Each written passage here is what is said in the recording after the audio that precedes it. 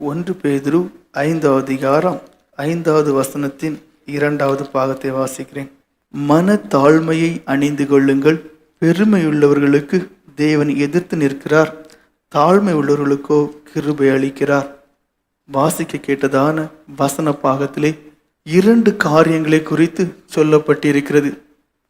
ஒன்று மனத்தாழ்மை, மற்றொன்று அதற்கு நேர் எதிரான பெருமையை குறித்து.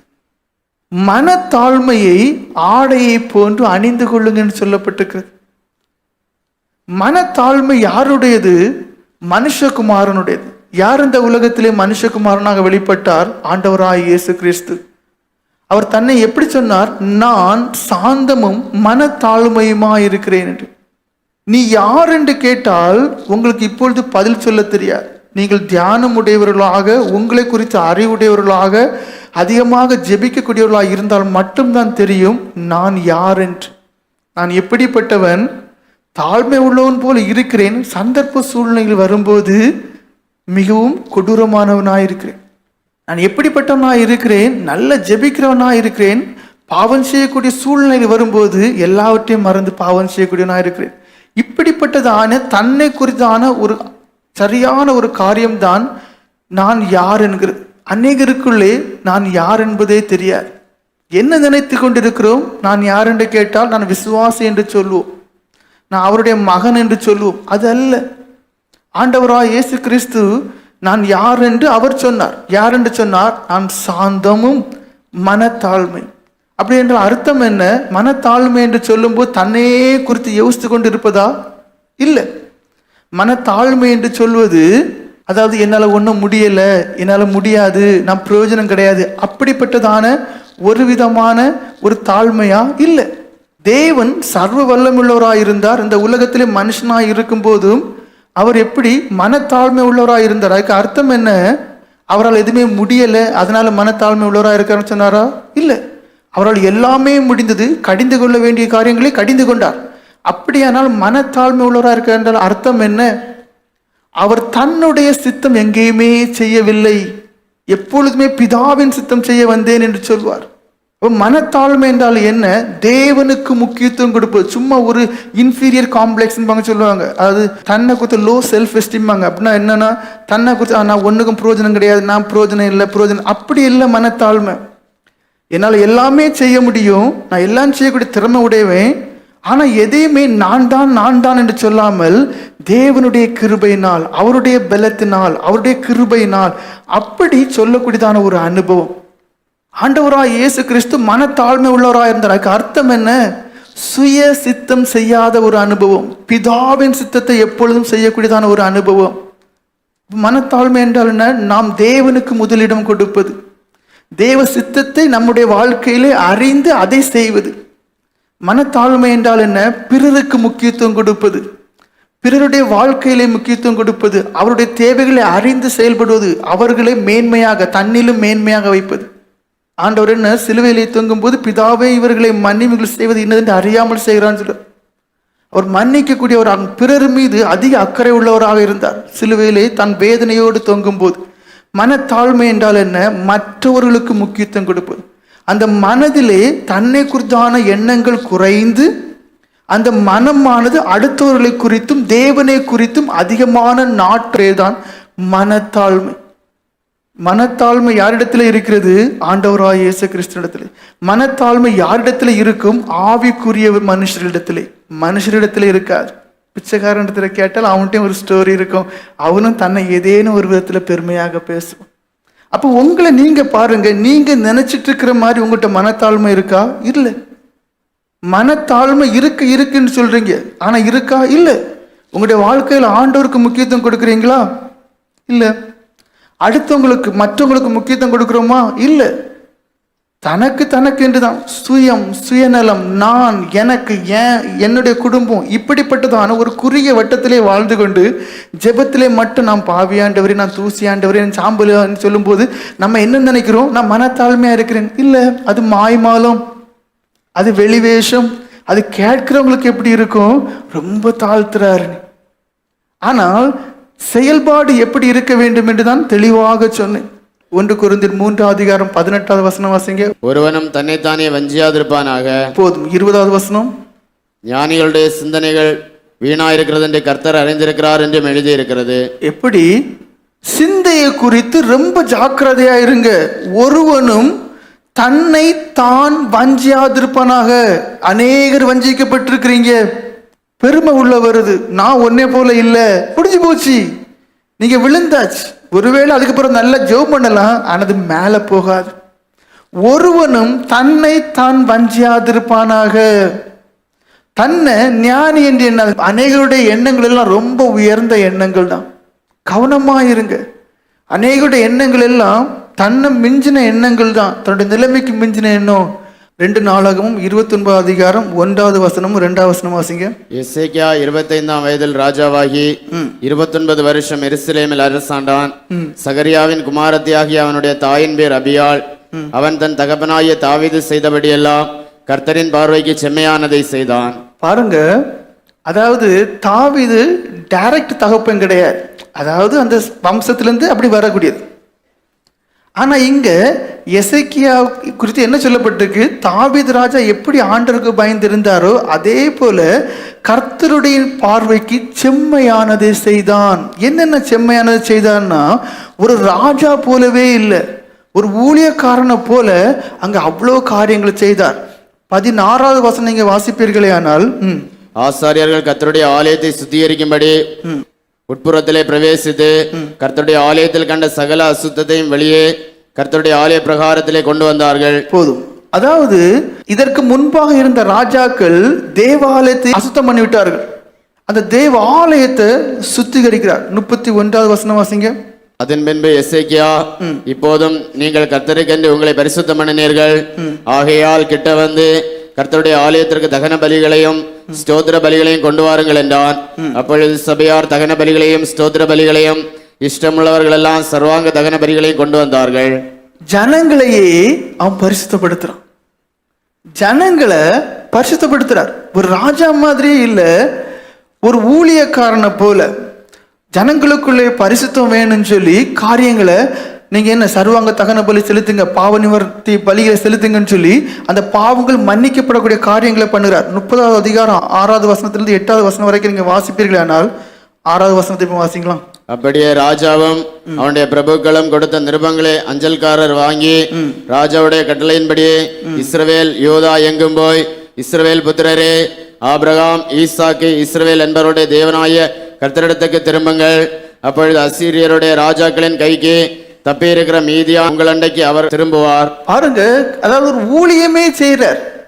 நிருபங்களை எழுதுறாங்க, எழுதி தேவனிடத்துல திரும்புங்க, தேவனிடத்துல திரும்புங்க, தேவனிடத்துல திரும்புங்கன்னு சொல்லி சுவிசேஷத்தை அங்க அறிவிக்கிறார். 18வது வசனம் வாசிங்க. அது என்னவென்றால், எப்ராயிம், மனாசே, இசகார், செபுலோன் மனுஷரில் ஏராளமான அநேகம் ஜனங்கள் தங்களை சுத்தம் பண்ணி கொள்ளாதிருந்தும் எழுதியராத பிரகாரமாக பஸ்காவை சாப்பிட்டார்கள். 19-20 வாசிங்க. எசேக்கியா அவர்களுக்காக விண்ணப்பம் பண்ணி தங்கள் பிதாக்களின் தேவனாய கர்த்தரான தேவனை தேடும்படிக்கு தங்கள் இருதயத்தை நேராக்கினவர்கள் பரிசுத்த ஸ்தலத்திற்கேற்ற சுத்தாங்கம் அடையாதிருந்தாலும் கிருபையுள்ள கர்த்தர் அவர்கள் எல்லாருக்கும் மன்னிப்பாராக என்றான். கர்த்தர் எசேக்கியாவின் விண்ணப்பத்தை கேட்டு ஜனங்களுக்கு அனுகூலம் செய்தார். அப்போ ஒரு ஊழியக்காரனை போலே செயல்பட்டு இருக்காரு. எப்படி? பஸ்காவை, இப்ப ராப்போஜனம் சொல்றோம், அப்போ பஸ்கா, அந்த பஸ்காவை அனுபவம் இல்லாம எடுக்கக்கூடிய ஜனங்களுக்கு மேல தேவ கோபம் வருது. அந்த தேவ கோபம் வரக்கூடாதுன்னு சொல்லி என்ன செய்ய, கர்த்தர் அவர்கள் எல்லாருக்கும் மன்னிப்பாராகன்னு சொல்லி விண்ணப்பம் பண்றான். ஒரு ராஜா. 20 வசனம் என்ன சொல்லுது? கர்த்தர் எசேக்கியாவின் விண்ணப்பத்தை கேட்டு ஜனங்களுக்கு அனுகூலம் செய்தார், மன்னித்தார், தண்டனை வராது பாதுகாத்தார். அப்ப எப்படிப்பட்டதான ஒரு ராஜானி பாருங்க. அதிகாரத்துல இருந்து, சிங்காசனத்துல இருந்து ஹாயா இல்லாம மக்களோடு மக்களா மக்களுக்காக பணி செய்யக்கூடியதான ஒரு ஊழியக்காரனை போல இருக்கிறார். அடுத்தது என்ன? ஒரு இக்கட்டு நெருக்கம் வருது. எப்படி? அசீரியர் ராஜா இந்த ஜனங்களை, யூதாவின் ராஜா அந்த யூதாவை சுற்றிலும், அந்த பட்டணத்தை சுற்றிலும் முற்றுகை போடுறான். போடும்போது எல்லாருமே பயப்படுறாங்க. அப்ப இவரிடத்துல இந்த விசுவாசத்தை பாருங்க. 32வது அதிகாரம் 7வது வசனம் வாசிங்க. நீங்கள் திடன் கொண்டு தைரியமாயிருங்கள், அசீரியா ராஜாவுக்கும் அவனோடு இருக்கிற ஏராளமான கூட்டத்திற்கும் பயப்படாமலும் கலங்காமலும் இருங்கள். அவனோடு இருக்கிறவர்களை பார்க்கலாம் நம்மோடு இருக்கிறவர்கள் அதிகம். 8வது வசனம். அவனோடு இருக்கிறது மாம்சபுயம், நமக்கு துணை நின்று நம்முடைய யுத்தங்களை நடத்த நம்மோடு இருக்கிறவர் நம்முடைய தேவனாகிய கர்த்தர் தானே என்று சொல்லி அவர்களை தேற்றினான். பாருங்க, ஒரு நெருக்கம் ஒரு கஷ்டம் வரும்போதும் அந்த ஆண்டவரை நம்புறார், அவர் தான் நம்மளை விடுவிப்பாருன்னு சொல்லி மக்களை ரொம்ப தேற்ற அவ்வளோ ஒரு விசுவாசத்தினால் நிறைஞ்ச ஒரு தேவ மனுஷன் என்றே சொல்லலாம். 23வது வசனம் வாசிங்க. அநேகம் பேர் கர்த்தருக்கென்று எருசலேமுக்கு காணிக்கைகளையும் யூதாவின் ராஜாவாகிய எசேக்கியாவுக்கு உச்சிதங்களையும் கொண்டு வந்தார்கள். அவன் இதற்கு பிற்பாடு சகல ஜாதிகளின் பார்வைக்கு மேன்மைப்பட்டவனாயிருந்தான். என்ன சொல்லப்பட்டிருக்கு? சோதனை எப்போ ஆரம்பிக்குதுன்னு பாருங்க. இதற்கு பிற்பாடு சகல ஜாதிகளின் பார்வைக்கு மேன்மைப்பட்டவனாயிருந்தான்.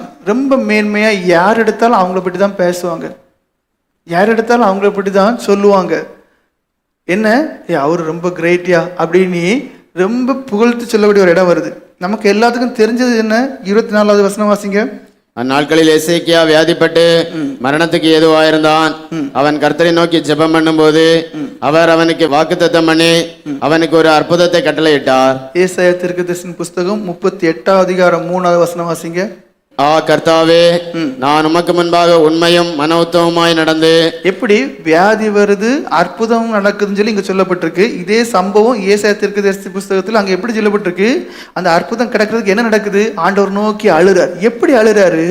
நான் இதுவரைக்கும் உமக்கு முன்பாக மன உத்தமமாய் ஜீவித்தேன் அப்படின்னு அர்த்தம் என்ன? அந்த மனசுல நான் தாங்கிற எண்ணம் கிடையாது. அந்த வார்த்தையை பாருங்க, மன உத்தமம். மனசுல வரைக்கும், வெளியில நான் சொல்லல, நான் தான் பண்ணினேன் வெளியில சொல்லல. ஒருவேளை மனசுல அந்த எண்ணம் வந்து போலாம். ஆனா இங்க என்ன எப்படி சொல்லி ஜெபம் பண்றாரு? நான் மனசுல வரைக்கும் உத்தமனா இருந்தேன். அல்லேலூயா, அல்லேலூயா. அந்த மன உத்தமம் உங்களுக்குள்ள எனக்குள்ள இருக்குதானா? நீங்களும் நானும் தான் சோதிச்சு பார்க்கணும். எப்படி சொல்லி ஜெபம் பண்றாரு? மன உத்தமமா இருந்தேன். அந்த மனசுல வரைக்கும் உத்தமனா இருந்தான், உண்மை உள்ளவனா இருந்தான். ஒரு சிந்தனை பெருமைக்குரிய நான் என்னுடைய ஜெபம் தான் ஆசிரியர் ராஜா மேற்கொள்ள முடியாது பாதுகாத்தது. நான் என்னுடைய பிரயாசத்தினாலதான் மக்களை சுத்திகரிக்க பண்றேன். நான் தான் இதுக்கு முன்னாடி உள்ள யாருமே கிடையாது. நான் தான் இல்ல, மன உத்தமமா இருந்தேன். உமது பார்வைக்கு நலமானதை செய்தேன் என்பதை நினைத்தருளும் என்று விண்ணப்பம் பண்ணி எசேக்கியா மிகவும் அழுதான். எப்படி? உம்முடைய பார்வையில நலமானது செய்தேன். என் மனசு அவ்வளவு உத்தமமா இருந்துச்சு. ஆனா 2 நாளாகமும் 32 அதிகாரம் 25வது வசனம், அதாவது 24வது வசனத்துல நோய்வாய்ப்படுறாரு, அடுத்து ஜெபிக்கிறாரு. அதெல்லாம் ஏசாயா தீர்க்கதரிசியில இருக்கு. அதுக்கப்புறம் திரும்ப எங்க வரும்? அந்த நோய் குணமாகுது. இப்ப மறுபடியும் 2 நாளாகவும் 32 அதிகாரம் 25வது வசனம் வாசிங்க. எசேக்கியா தனக்கு செய்யப்பட்ட உபகாரத்திற்கு தக்கதாய் நடவாமல் மனமேட்டிமையானான். ஆகையால் அவன் மேலும் யூதாவின் மேலும் எருசலேமின் மேலும் கடும் கோபம் உண்டது. பெருமை உள்ளவர்களுக்கு தேவன் எதிர்த்து நிற்கிறார் என்று சொல்லப்பட்டிருக்கு. அவன் எப்பேற்பட்ட மனுஷனாகவும் இருந்து கொள்ளலாம், அவன் அதுவரைக்கும் பெருமைக்கு கொஞ்சம் முன்னாடி வரைக்கும் மன உத்தவமாய் தம் வாழ்க்கையில இத்தனை வருஷம் வரைக்கும் அவர் எப்படி இருந்தாரு? மன உத்தவமாய் இருந்தார். இத்தனை வருஷம் வரைக்கும் எப்படி இருந்தாரு? உம்முடைய பார்வையிலே நலமானதே நன்மையானதை செய்த நான் எனக்கென்றே வாழவில்லை. ஒரு ராஜாவாக இருந்த பிறகும் நான் தேவனாகி உண்மையே என் கண் முன்னாடி வைத்து உண்மையே பிரியப்படுத்தி வாழ்ந்தேன். ஆனா பெருமைங்கிற ஒண்ணுக்கு எப்போ ஒரு மனுஷன் இடம் கொடுக்கிறானோ அவன் அதற்கு முன்பாக செய்தான எல்லாமே எடுக்கப்பட்டு போகுது. எவ்வளவு பயங்கரமான ஒரு காரியம் பாருங்க. நீங்க எப்படிதான் ஆண்டு பிரியமா ஜீவித்துட்டு போங்க, உங்க இருதயத்தை எல்லா காவலோடும் உன் இருதயத்தை காத்துக்கொள். உன்னை ஞானி என்று எண்ணாதே, நீ உன்னையே என்ன வஞ்சிப்பதற்கு இடம் கொடுக்காது. இங்க எப்படி? அதன் பிறகு எசேக்கியா தனக்கு செய்யப்பட்ட எல்லா உபகாரத்தை தக்கவாறு நடவாமல் மன மேட்டிமையானான். பெருமை உள்ள வந்துட்டு, நான் தான் பத்தியா, எனக்கு வியாதி வந்துச்சு குணமாயிட்டு பத்தியா, யாருக்கும் முடியாது, எனக்கு பத்தியா அற்புத சுகம். அந்த மன மேட்டிமை எதுக்கு நேரம் கொண்டு போனது? அதுவரைக்கும் சகாயராக இருந்த தேவனுடைய அந்த சகாயம் மாறி தேவ கோபம் அவன் மேலும், அதான் சொல்லப்படும், அவன் மேலும் கடுங்கோபம். கோபங்கிறது வேற, கடுங்கோபங்கிறது வேற. கடுங்கோபம்னா என்ன? தீ அதிக வெப்பத்தில் எரியும் போது அது பக்கத்தில் போகும்போது நம்மளை சுட்டு எரிச்சிடும். அப்போ அந்த அளவுக்கு தேவனுடைய கோபம் இருக்கு. அடுத்த வசனம் என்ன? அது ஆறுனது என்று இருந்தாலும் கூட 27ல இருந்து 31 வரைக்குள்ள வசனங்களை நீங்க வாசிப்பீங்களானா 29 வசனத்துல கடைசி பாகம் என்ன சொல்லுதுன்னா, தேவன் அவனுக்கு மகா திரளான ஆஸ்திகளை கொடுத்தார் என்றும், 30வது வசனம் எசேக்கியா செய்ததெல்லாம் வாய்த்தது என்றும் சொல்லப்பட்டு. அப்படின்னு அர்த்தம் என்ன? அவர் அதுக்கு பிறகு பயங்கர செல்வந்தனாக விரும்பின எல்லாமே அவருக்கு நடந்தது. ஆனா யாரு கூட இல்லை தெரியுமா? ஆண்டவர் கூட இல்லை. 31வது வசனத்தின் கடைசி பாகத்தை நீங்க வாசிப்பீர்கள். தேவன் அவனை கைவிட்டார். தேவன் இல்லாத ஒரு வாழ்க்கை, அவருடைய கிருபை இல்லாத ஒரு வாழ்க்கை, எது இருந்தாலும் பிரயோஜனம் இல்லாத செத்த வாழ்க்கை. என்ன சொல்லப்பட்டு? தேவன் அவனை கைவிட்டார். அவன் பெருமைங்கிறது எவ்வளோ பெரிய ஒரு காரியம் பாருங்க. மனம் மேட்டிமைங்கிறது எவ்வளோ ஒரு பெரிய காரியங்கிற பாருங்க. இருமாப்புங்கிறது எவ்வளவு பெரிய காரியங்கிறத பாருங்க. அது வரைக்கும் மன உத்தமம், மனசுல வரைக்கும் உத்தமமா இருந்திருக்கிறார். உம்முடைய பார்வைக்கு நலமானது எல்லாமே செய்தேன்னு சொன்னார். சரிதான், சரிதான், சரிதான். ஆனா அதற்கு பிறகு எப்படிப்பட்டவர்? மன மேட்டிமை உடையவனாய் மாறினார். அதன் பிறகு என்ன? செல்வம் செழிப்பு தான். அதுக்கு பிறகு என்ன? தேவன் அவரை கைவிட்டார். ஒரே ஒரு காரியம்தான், பெருமை, மனமேட்டிமை, இதெல்லாம் இருமாப்புக்குள்ள கொண்டு போனது. தேவன் கைவிட்டுட்டார், அப்படியே ஒதுங்கிட்டார். பெருமைன்னு நம்ம சொல்றோம், அது எவ்வளோ பெரிய டேமேஜ், எவ்வளோ பெரிய சேதத்தை நம்முடைய வாழ்க்கையில, நம்முடைய ஆவிக்குரிய வாழ்க்கையில, நம்முடைய ஜீவியத்தில், நம்முடைய குடும்பத்தில் எவ்வளோ பெரிய ஒரு சேதத்தை, டேமேஜை உருவாக்குங்கிறது நீங்க புரிஞ்சுக்கிட்டு. அப்போ உங்களுக்குள்ள ஒரு எண்ணம், நான் தான் நினைச்சிட்டீங்கன்னா உடனே அழுங்க, உடனே புலம்புங்க, உடனே கண்ணீர் வடிங்க, மனம் கசந்து அழுங்க. ஏன்னா பெருமைக்கு மட்டும்தான் ஆண்டவர் எதிர்த்து நிற்கிறாருன்னு இருக்கு. பாவத்துங்கும் போது பிரிவினை உருவாகுது, தேவன் நமக்கு தொடர்பு இல்லை, சரிதான். ஆனா எதிர்த்து நிற்கிறதுங்கிறது இன்னும் கொடூரமானது. மனுஷன் கூட நம்மள எதிர்த்து நிற்க முடியல. அவன் பேசுகிற வீண் வார்த்தைகளுக்கே நமக்கு பதில் சொல்ல முடியல, நீ பேசிட்டு போயாங்கிறோம். அப்ப தேவனே எதுனா பிடிச்சு நிற்க முடியுமா? பஸ்பமாயிரும், சாம்பலாயிரும், ஒன்னும் இல்லாம போயிரும். 1 கொரிந்தியர் 1:30 வசனம் வாசிங்க. அந்தபடி நீங்கள் அவராலே கிறிஸ்து இயேசுக்குட்பட்டிருக்கிறீர்கள். எழுதியிருக்கிறபடி மேன்மை பாராட்டுகிறவன் கர்த்தரை குறித்து மேன்மை பாராட்டத்தக்கதாக. என்ன சொல்லப்பட்டிருக்கு? மேன்மை பாராட்ட வேண்டுமே. ஆனால் நீங்க மேன்மை பாராட்டுங்க. பவுல் அப்போஸ்தலர் எப்படி மேன்மை பாராட்டினார்? தன் பலவீனத்தை குறித்து மேன்மை பாராட்டினார். எப்படி? தன் பலவீனத்தை குறித்து மேன்மை. அப்படின்னா கர்த்தருடைய கிருபையினாலேயே அந்த பலவீனங்களின் மத்தியிலும் நான் என்ன நிலைநிற்கிறேன் என்று சொல்லுகிறார். 31வது வசனம் வாசிங்க. அவரே தேவனால் நமக்கு ஞானமும். எப்படி? அவரே நமக்கு ஞானமும் நீதியும் பரிசுத்தமும் மீட்புமானார். அப்படின்னு அர்த்தம் என்ன? நீங்க ஞானவான்களா இருக்கிறீங்களா? நீங்க நீதிமான்களா இருக்கிறீங்களா? நீங்க பரிசுத்தவான்களா இருக்கிறீங்களா? நீங்க ரட்சிக்கப்பட்டு மீட்கப்பட்ட அனுபவத்துல விழாம இருக்கிறீங்களா? அது எல்லாமே அவர் தான், அவருடைய கிருபை தான், அவர்னால தான், அவருடைய பலத்தினால தான், அவருடைய பாதுகாவலினால தான், அவருடைய பிரசனத்தினால தான், அவருடைய வழிநடத்தினால தான், அவருடைய தூதுனால தான், அவருடைய கரத்தினால தான் எல்லாமே நடக்கு. கொஞ்சம் பெருமைக்கு இடம் கொடுத்துட்டீங்க, இது ஒண்ணுமே இருக்காது. கலாத்தியர்கள் நிருபம் 6:3 வசனம் வாசிங்க. ஒருவன் தான் ஒன்றுமில்லாதிருந்தும் தன்னை ஒரு பொருட்டன் எண்ணினால் தன்னை தான் வஞ்சிக்கிறவன் ஆவான். எப்படி? மனுஷர்களாகிய நம்ம இந்த உலகத்துல எப்படி வந்தோம்? நிர்வாணமாய் வந்தோம். இந்த உலகத்தை விட்டு எப்படி போகிறோம்? ஒண்ணு இல்லாம தான். அடுத்தவங்க தான் குளிப்பாட்டணும், அடுத்தவங்க தான் என்ன செய்யணும்? குண்டுக்குள்ள வைக்க வேண்டி இருக்கு. ஆனா இடப்பட்ட நேரத்துல என்ன ஆகுது? மறுபடியும் வாசிங்க.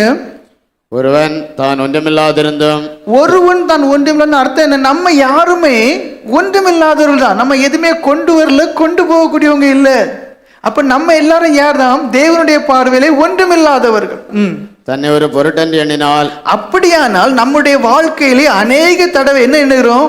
நான் தான் தன்னை ஒரு பொருட்டா என்றும். முதல் பாகம் என்ன சொல்லுது? நீங்களும் நானும் ஒன்றுமில்லாதவர்கள் தேவனுடைய பார்வையிலே. ஆனா நம்முடைய வாழ்க்கையில இடப்பட்ட காலத்துல என்ன உண்டாகுது? தன்னை உயர்த்தக்கூடிய ஒரு குணம், நான் என்று அறிக்கை பண்ண ஒரு குணம், தன்னுடைய செயலிலே தன்னுடைய மாம்ச பலத்தின் கிரியைகளை உயர்த்தி சொல்லக்கூடியதான ஒரு குணம், தன்னை ஒரு பொருட்டா என்னுடைய குணம். தன்னை ஒரு பொருட்டன் எண்ணினால் தன்னை தானே வஞ்சிக்கிறவன் ஆவான். எப்படி? அப்ப நம்ம எப்படிப்பட்டவங்களா இருக்கிறோம்? நான் என்னை வஞ்சித்து கொண்டே வாழ்கிறேன். கேட்டா என்ன சொல்றேன்? என்ற பெருமையே கிடையாது. ஆனா உங்களுடைய வாழ்க்கையை பாருங்க, உங்களுடைய வாழ்க்கையில் ஆசீர்வாதம் இருக்கா? கிடையாது. காரணம் என்ன? எதிர்த்து நிற்கிற தேவனை நீங்க இன்னும் அறியல. வாழ்க்கையில சின்ன சின்ன கிருபை தராரு, பிழைச்சி போட்டு சின்ன சின்ன ஆறுதல் தராருல்ல. அதனால என்ன நினைக்கிறோம், ஓ நான் இன்னும் அனுபவத்தோட இருக்கேன். இல்ல, அது தேவனுடைய பிச்சை. மனம் முறிவு உண்டாகி தற்கொலை பண்ணி நீங்க செத்துறக்கூடாதுன்னு சொல்லிதான் தூரமா தான் இருக்கிறாரு. ஆனாலும் எப்படி நல்லோர் மீதும் தீயோர் மீதும் தன்னுடைய மழையை பெய்ய பண்ணுகிறான் இருக்கிறே, அதே போலதான் என்ன செய்யறாரு, சில இறக்கங்களை கட்டளை எடுக்கிறார். நம்ம என்ன நினைக்கிறோம், இதெல்லாம் என் ஜெபத்தினால, இதெல்லாம் நான் அனுபவத்தில் இருக்கிறதுனால. பொய் பொய் பொய். உங்களை நீங்க கண்டுபிடிங்க, எந்த ஆவி உங்களை வழி நடத்துது. அநேக ஆவிகள் உண்டு, வஞ்சிக்கிற ஆவிகள் உண்டு. அநேகர் எப்படி வஞ்சிக்கப்படுறாங்க, நல்ல ஜெபம் பண்ணதுக்கு நேரம் கொடுக்குறீங்க, நல்ல வேதம் வாசிக்க நேரம் கொடுக்குறீங்க, சொப்பனங்களும் தரிசனம் காணணும்னு சொல்லி அதுக்காக நல்லா பிரயாசப்படுறீங்க. ஆனா ஒண்ணு தெரியுமா, உங்க குடும்பத்துல உங்களால சமாதானமா பேச முடியுதா? உங்களை பற்றி ஒரு ஆள் சொல்லும் போது பொறுமையா இருக்க முடியுதா? அப்போ கனிகள் வெளிப்படாது இருக்கும் போது உங்களை மற்றவர்கள் பார்த்து நீங்கள் ஆவிக்குரியவர் என்று சொன்னாலும் நீங்கள் வஞ்சிக்கிற ஆவினாலே பிடிக்கப்பட்டிருக்கிறீர்கள். நீங்க யாரால பிடிக்கப்பட்டிருக்கிறீங்க? அநேக ஆவிகள் உண்டு, வஞ்சிக்கிற ஆவிகள். ஒளியின் வேஷத்தை தரித்து தான் வருவான், ஒளியெல்லாம் காணும், நல்லா காணுங்க, நல்லா காணுங்க. ஆனா உங்களுக்குள்ள ஆவியின் கனிகளாகிய சந்தோஷமே இருக்க, இருண்டு தான் இருக்கும். ஒரு ஆளு குடும்பத்துல சொன்ன வரைக்கும் சகிக்க முடியாது, பொறுத்து கொள்ள முடியாது. அப்ப நீங்க புரிஞ்சுக்கிடணும், இது பரிசுத்த ஆவி இல்லை, இது வஞ்சிக்கிற ஆவி. சொப்பனம் எல்லாம் கிட்டத்தட்ட ஒத்து போகும், எல்லாம் செய்தான் உலகத்தினுடைய இப்பிரபஞ்சத்தின் அதிபதி. அப்போ பெருமைக்கு இடம் கொடுத்து இன்னும் அதிகமான வெளிப்படுத்தலும் காரியங்களும் வேணும்னு சொல்லி அதுக்காக முழங்கால் நிற்க அவன் தந்துட்டே இருப்பான், என் பொண்ணு மகனே நீ. ஆனா கனியில தான் பார்க்கணும், அந்த கனியில என்ன இருக்காது, அன்பு இருக்காது, சமாதானம் இருக்காது, சந்தோஷம் இருக்காது, தாழ்மை இருக்காது, நற்குணங்கள் இருக்காது, பொறுமை இருக்காது, சாந்தம் இருக்காது. அப்போ இதை பார்க்கும்போது கனி இல்லையா? உங்களை பார்த்து அறிவில் குறைஞ்சவர்கள், வேத அறிவு இல்லாத சொல்லலாம், ரொம்ப ஆவிக்குரிய அக்கா, எப்பவும் அக்களை ஜெப வீட்டில் பார்க்கலாம், எப்பவும் அக்கா புரட்டுது, எப்பவும் அக்களை வெள்ளைன்னு சொல்ல பார்க்கலாம், எல்லாம் சரிதான். அந்த அக்கா யாருடைய மகள்? அது சாத்தானுடைய உத்தம மகள். ஆனால் அனுபவம் இல்லை. இதெல்லாம் எப்படி வரும்? 4 மத்தியிலும் நான் அனுபவம்னு காட்டுன்னு சொல்லி பிரயாசப்படுவாங்க, பெருமை உள்ள வந்துட்டு விழுந்துட்டீங்க. அப்ப என்ன நமக்கு தேவை? மன தாழ்மை நமக்கு தேவை. 1 பேதுரு 5ஆம் அதிகாரம் 5ஆம் வசனத்தின் 2வது பக்கம் மறுபடியும் வாசிங்க. மனத்தாழ்மையை அணிந்து கொள்ளுங்கள். போதும், மன தாழ்மையை அணிந்து கொள்ளுங்கள். தாழ்மைங்கிறது வெளியில யாருக்குமே தெரியக்கூடாதும்போம், அது யாருக்கும் தெரியக்கூடாது இல்ல. தேவனுடைய மனத்தாழ்மை எல்லாருக்குமே தெரிஞ்சது, இயேசு கிறிஸ்துடைய மனத்தாழ்மை எல்லாருக்குமே தெரிஞ்சது. இங்க என்ன சொல்றது? ஆடையை போல அணிந்து கொள்ளுங்க. நீ ஆடை அணிந்த வெளியே தெரியுமா தெரியாதா? கண்டிப்பா தெரியும். இப்படி காலை ஒரு 8 மணி வாக்குல ஸ்கூல் டைம்ல நீங்க போனீங்கன்னா பஸ் ஸ்டாண்ட்ல எப்படி இருக்கும், பல ஸ்கூலுக்கு போகக்கூடிய பிள்ளைங்க எல்லாம் இருக்கும். அப்ப அந்த ஆடை எதுக்கு? டிஸ்டிங்விஷ் பண்றதுக்கு, உங்களுக்கு அதாவது கண்டுபிடிக்கிறதுக்கு, இந்த பிள்ளைங்க எங்க ஸ்கூலுக்கு வரக்கூடிய பிள்ளைங்க வித்தியாசத்தை ஏற்படுத்துது. அப்ப இங்க என்ன சொல்லப்பட்டிருக்கு? மன தாழ்மையை நீங்க அணிந்து கொள்ளுங்கள். அப்போ அணிந்து கொள்றதுக்கு அர்த்தம் என்ன? அது நிச்சயமாக வெளியில தெரியணும், அது நிச்சயமாக என்ன செய்யணும்? அது வெளியரங்கமாகணும். ஆனா அது நமக்கு என்ன? வெளியரங்கமாக ஒரு ஆள் நம்மளோட தப்புகளை சொல்லும் போது என்ன ஆகுது? அங்க சாத்தானுடைய சட்டை தான் வெளியேறும், பெருமைங்கிற சட்டம். என்னையே சொல்லிட்டார், அது எப்படி சொல்லலாம்? மனத்தாழ்மையை அணிந்து கொள்ளுங்க. அப்போ உங்களை பார்க்கும் போதே வேணும்னே உங்களை தூண்டணும், உங்களை கோபம் ஊட்டணும்னு சொல்லி யாரும் பண்ணின வரைக்கும் அந்த மனத்தாழ்மை, அந்த சாந்தம், அந்த பொறுமை, அடுத்தவங்க வேணும்னே நம்ம கஷ்டப்படுத்துறாங்கன்னு தெரிஞ்சும் கூட ஒரு சிரிச்சிட்டு போய் பாருங்க, அவங்களுக்கு முகத்துல வாங்கி அடிச்சது மாதிரி இருக்கும். இப்போ இங்க என்ன சொல்லப்பட்டிருக்கு? ஆடையை போல நீங்க அணிந்துதான் ஆகணும். அப்போ சூழ்நிலைகள், நெருக்கங்கள், எல்லா சந்தர்ப்பத்திலையும் அந்த மனத்தாழ்மை வெளிப்பட்டு கொண்டே தான் இருக்கணும்.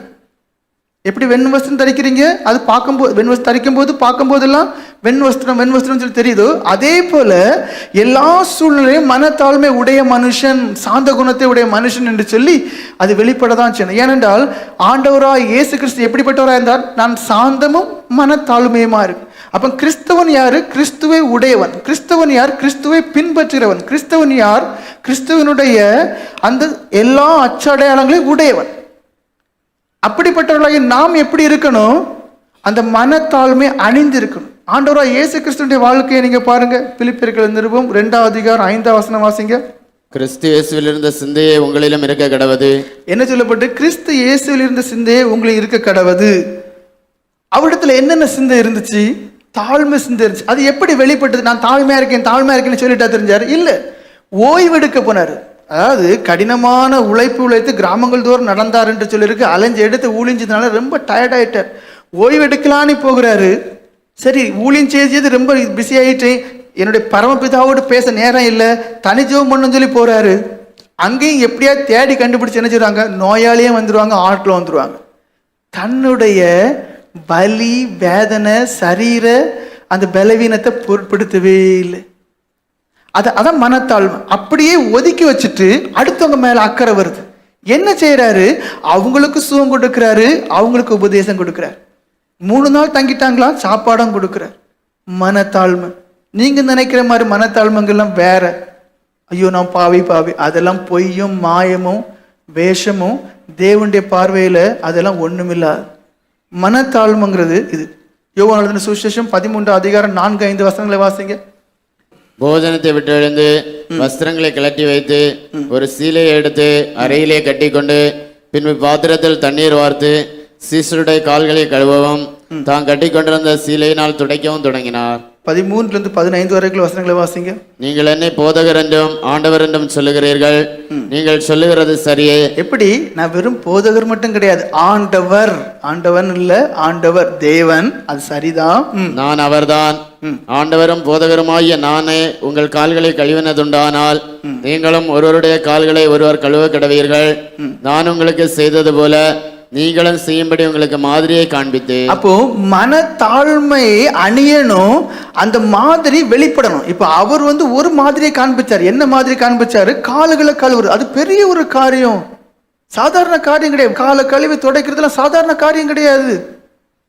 அப்போ ஒரு காரியத்துல ஒரு மாதிரி காட்டினார்னா மீதி உள்ள எல்லா காரியத்திலும் நம்ம மாதிரி காட்டணும். அல்லேலூயா ஸ்தோத்திரம், அல்லேலூயா ஸ்தோத்திரம். சும்மா ராப்போஜனம் அன்னைக்கு மட்டும் காலை கழுவுறது இல்லை, விவரம் நமக்கு வேணும்.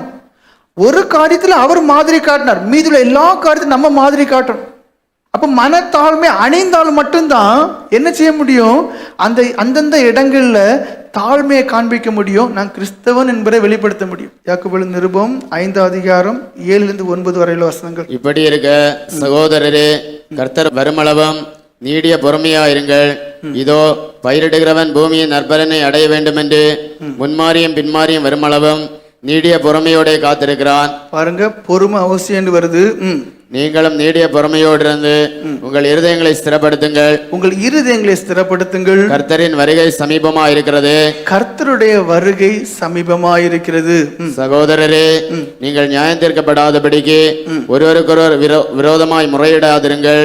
பாருங்க, மனத்தாழ்மைக்கு ஒட்டியே வருவாங்க. மனத்தாழ்மை இருந்தா மட்டும்தான் பொறுமையா இருக்க முடியும். அடுத்து என்ன? மனத்தாழ்மை இருந்தா மட்டும்தான் சரி செய்துட்டு போச்சு போ சொல்லிட்டு முறையிடாம இருக்க முடியும். இதோ நியாயாதிபதி வாசற்படியில் நிற்கிறார்.